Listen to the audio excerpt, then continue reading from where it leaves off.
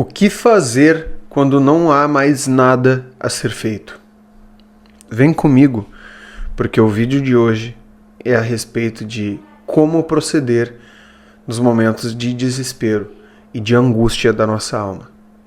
Saudações cristocêntricas, meu nome é Caleb Vargas, você está no Crentinho Básico, esse canal de crentes que não surpreendem ninguém com sua teologia, mas nós estamos aqui constantemente tentando aprimorar nosso caráter em Cristo e ajudar você a fazer o mesmo.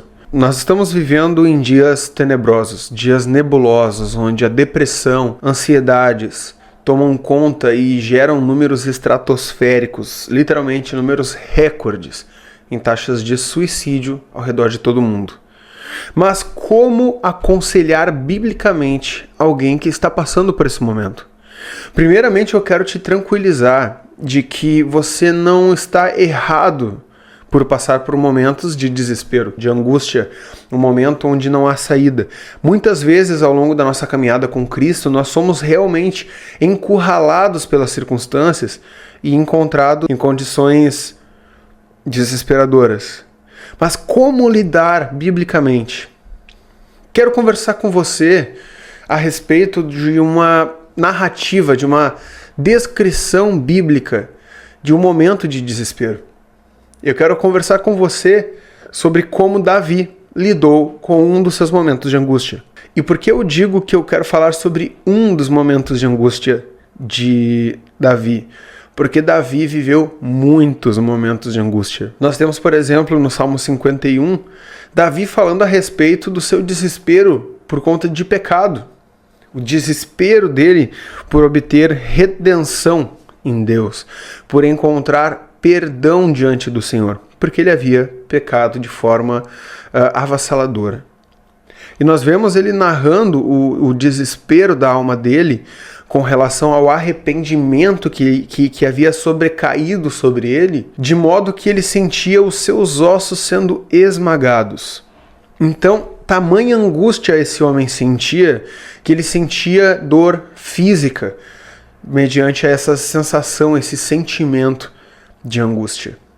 E não apenas isso, eu quero ler com você hoje, Salmo 116, tá? Alguns versículos aqui da primeira metade desse salmo. Eu quero que você perceba que a Bíblia não esconde os momentos de dor. A Bíblia não esconde em nenhum momento os momentos em que parece que a corda está no pescoço. Aqueles momentos em que você é encurralado contra a parede e parece não haver saída. Tá? Então abre tua Bíblia comigo ou acompanha aqui, estou lendo na versão NVI, tá? Nova versão internacional. E eu quero ler com você verso a verso, trazendo clareza, trazendo uma elucidação, uma clareza, trazendo compreensão de cada ponto, tá bom? Salmo 116, verso 1. Não esqueça, curta esse vídeo, comente a sua opinião. Se você quiser pedir oração, fica à vontade. Nós sempre respondemos, tá bom? Então, se quiser pedir oração, se quiser dar um testemunho, se quiser sugerir tema para o próximo vídeo, deixa aqui embaixo. Não esquece também de se inscrever e ativar a notificação. Por quê? Porque toda semana tem pelo menos 2 ou 3 vídeos falando de temas variados, inclusive temas relacionados diretamente à saúde da nossa alma, tá bom? Então, vem comigo, vamos lá. Eu amo o Senhor porque Ele me ouviu quando lhe fiz a minha súplica. Então, nós vemos que Davi suplicou ao Senhor e Deus o atendeu. Mas por que Davi suplicou? Isso nós vamos ver ao longo da leitura, tá? Ele inclinou seus ouvidos para mim. Eu o invocarei toda a minha vida. Ou seja, Davi ele mostra aqui que a busca dele ao Senhor não é somente no momento da dor. Ou seja, Davi aqui mostra, na verdade, a conversão do coração. Davi já era temente a Deus, mas ele relaciona essa devoção dele a Deus com o fato de Deus ter inclinado os ouvidos dele para ele, para Davi, no momento da sua dor. As cordas da morte me envolveram, verso 3. As angústias do Sheol vieram sobre mim. Gente, Sheol significa a morada dos mortos, tá? No hebraico. As Bíblias, elas nem traduzem Sheol.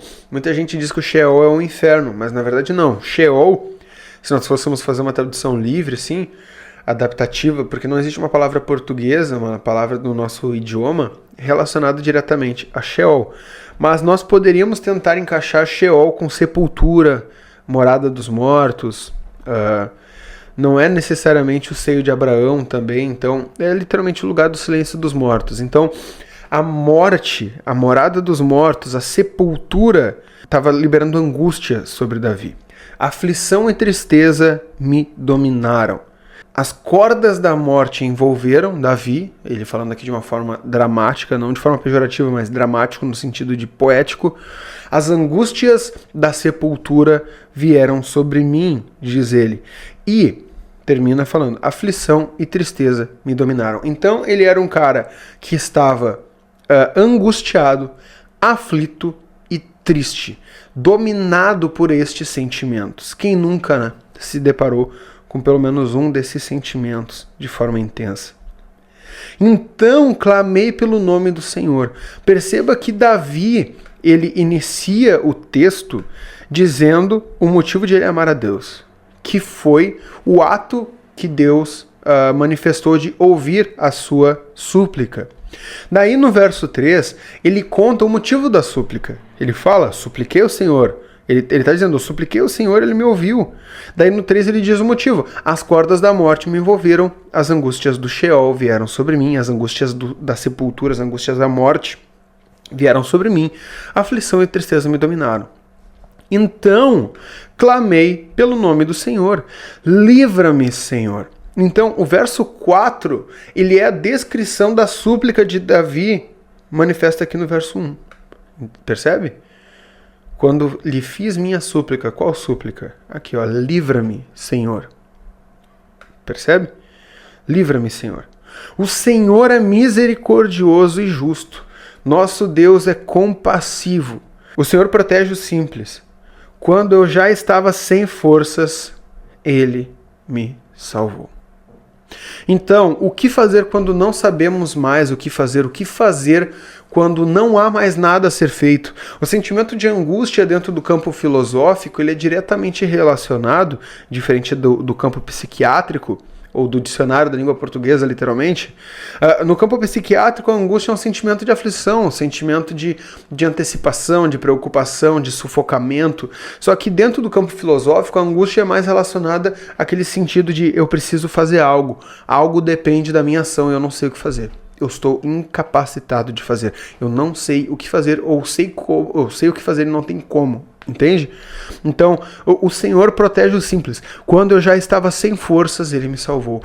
Quando a força do nosso braço acaba, o que fazer? Quando você já não tem aonde largar currículo, quando você já não sabe mais como conversar, como pedir perdão talvez, ou como tentar convencer o seu parceiro, a sua parceira, o seu marido, a sua esposa a continuar com você, quando você já não sabe como fazer para o seu filho se manter fiel a Deus, quando você já não sabe como prosseguir numa determinada situação, quando você não sabe que caminho escolher no momento de bifurcação, no momento de decisão, quando não há mais nada a se fazer, ou quando você vê um ente querido, uma pessoa que você ama, um amigo amado, uma amiga amada no leito de morte, já desenganado pelos médicos, quando você está nessa situação onde não há mais nada a ser feito, o que fazer?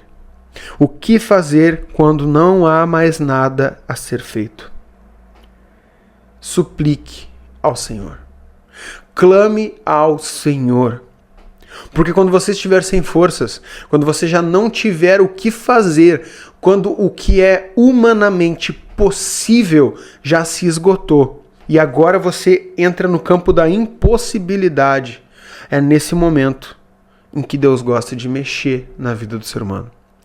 Porque se Deus fizer para o favor a um homem dentro do campo da possibilidade, o homem de alguma maneira pode distorcer a ação de Deus e dizer que a glória é sua, que o mérito é seu, que de alguma forma ele ou alguém fez aquilo acontecer. Mas quando a possibilidade se esgota e todas as opções se encaixam dentro da impossibilidade. É aí que o Deus do impossível tem a sua deixa para poder entrar e efetuar a sua grande obra. Tá? Retorne ao seu descanso, ó minha alma, porque o Senhor tem sido bom para você. Então, o salmista aqui, ele diz o motivo de amar a Deus. Ele promete honrar a Deus e continuar clamando o nome do Senhor para sempre. Por quê? Porque no momento de sua angústia, no momento que as algemas da morte, no momento que as cordas da morte recaíram sobre ele, no momento em que a tristeza e a angústia vieram sobre o coração dele, ele clamou ao Senhor e o Senhor foi compassivo com ele, o Senhor foi bom com ele. Foi bom com a sua alma. Então o que ele diz para sua alma naquele momento? Fica tranquila, calma, confia no Senhor. Descansa, volte ao teu lugar de descanso. Nós vemos aqui no Salmo 42 uma narrativa semelhante. No verso 5. Por que você está assim tão triste, ó minha alma? Por que está assim tão perturbada dentro de mim? Ponha a sua esperança em Deus, pois ainda o louvarei. Ele é o meu Senhor e o meu Deus. A minha alma está profundamente triste, diz o salmista.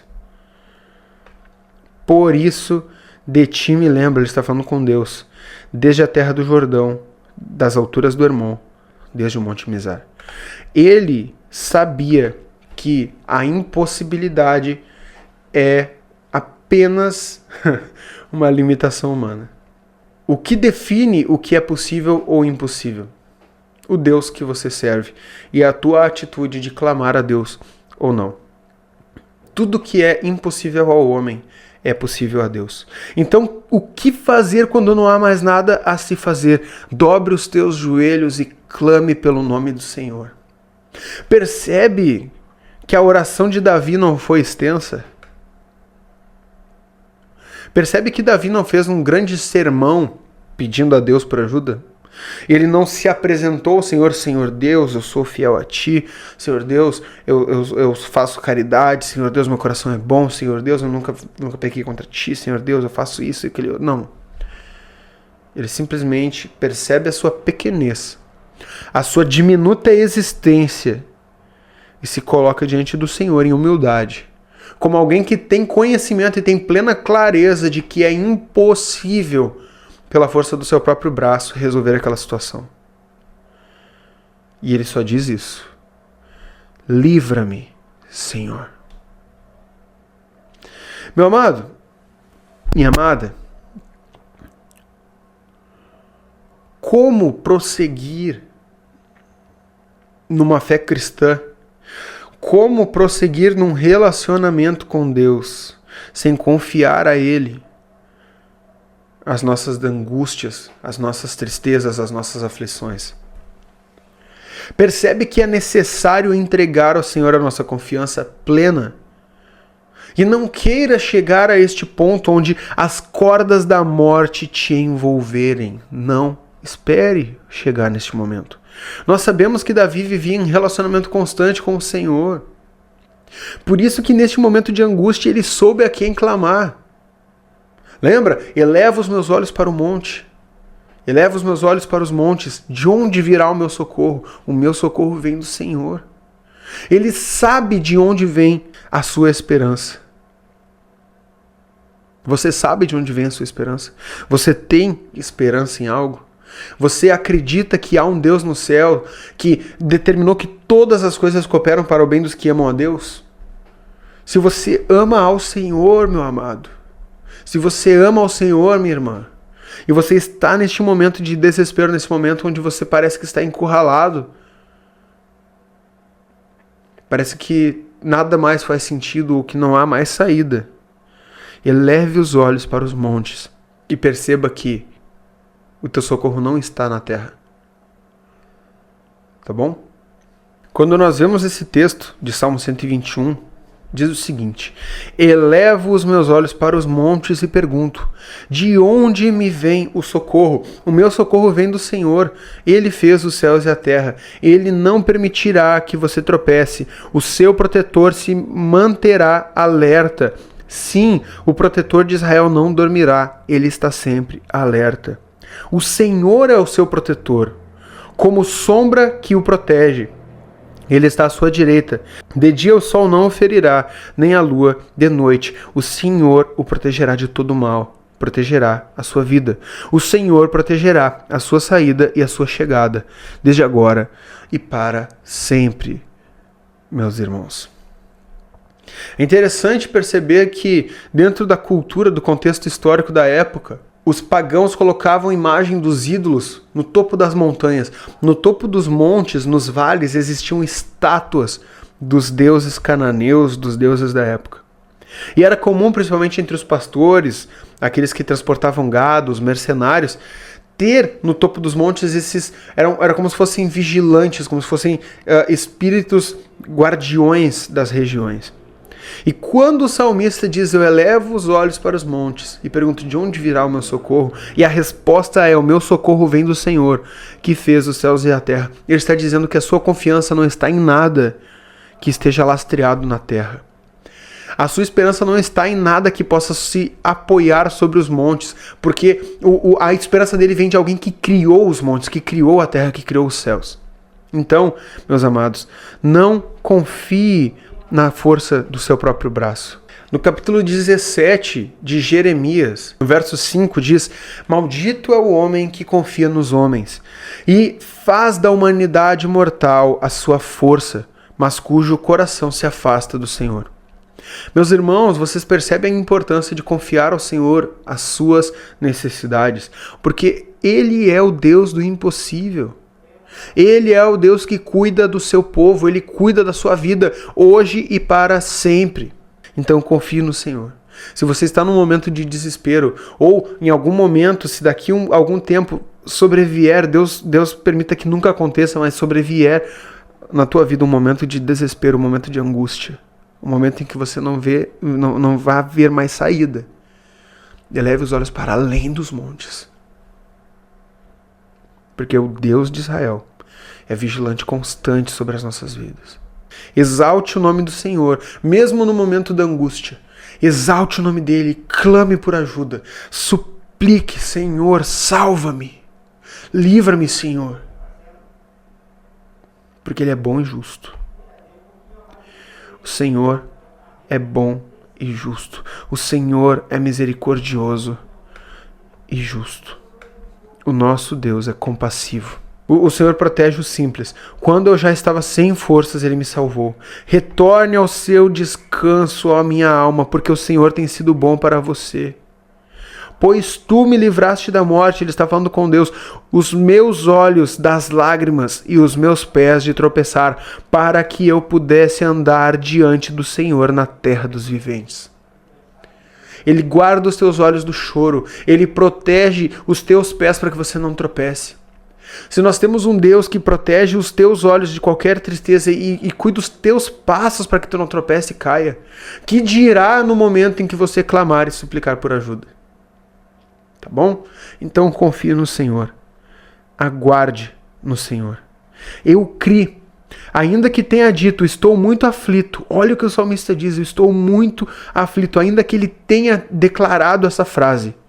Em pânico eu disse, ninguém merece confiança. Ele não confiava em ninguém. Lembra Jeremias 17? Ninguém merece confiança. Ele sabia que na humanidade caída não havia esperança para ele. Como posso retribuir ao Senhor toda a bondade para comigo? Erguerei o cálice da salvação e invocarei o nome do Senhor. Cumprirei para com o Senhor os meus votos, na presença de Deus e do meu povo. Então, meus amados, vivam uma vida piedosa, uma vida de devoção ao Senhor, porque Ele é misericordioso e justo. Ele protege os fracos e Ele cuida dos seus. Ame-o, pois Ele te amou primeiro. Seja devote os seus caminhos aos pés do Senhor. Viva em confiança, viva em submissão, viva em sujeição. E quando o momento da dor, o momento da angústia, o momento do desespero sobrevier, clame e suplique ao nome do Senhor. E Ele não te desamparará. Tá bom? Eu espero que você esteja bem, eu espero que você fique bem, tá? E o Senhor vai estar contigo. O Senhor está contigo, tá bom? Clama o nome dele. Ele não é tardio para trabalhar na vida do homem, tá? Aquela frase, Deus tarda, mas não falha. Não, ele não tarda. Ele age no momento perfeito. Ele age no momento certo. Mas você precisa voltar os seus olhos para ele. Volte os seus olhos para ele. Volte o seu coração. Deixe o seu coração cativo ao Senhor. Porque ele vai guardar os teus passos. E vai proteger os teus olhos de toda lágrima. Tá bom? Fica com Deus. Ama a tua vida. Deixa aqui um comentário. Não se esqueça de curtir. E compartilhar esse vídeo com alguém que talvez esteja passando por algo parecido com isso. Compartilhe também essa esperança. Compartilhe também a graça que nos foi confiada. A graça que nos foi imputada por misericórdia de Deus. Tá bom? Não se esqueça de se inscrever nesse canal. De ativar as notificações. E de clamar ao Senhor. Não espere o momento da dor para clamar ao Senhor. Exalte o nome dele. Entregue e confie no Senhor. E aquiete a tua alma no colo do Papai. No colo do Abba. No colo do nosso Pai. No colo do nosso Senhor. Que nos guarda de dia e de noite. Tá bom? Fica com Deus. Forte abraço. Até a próxima.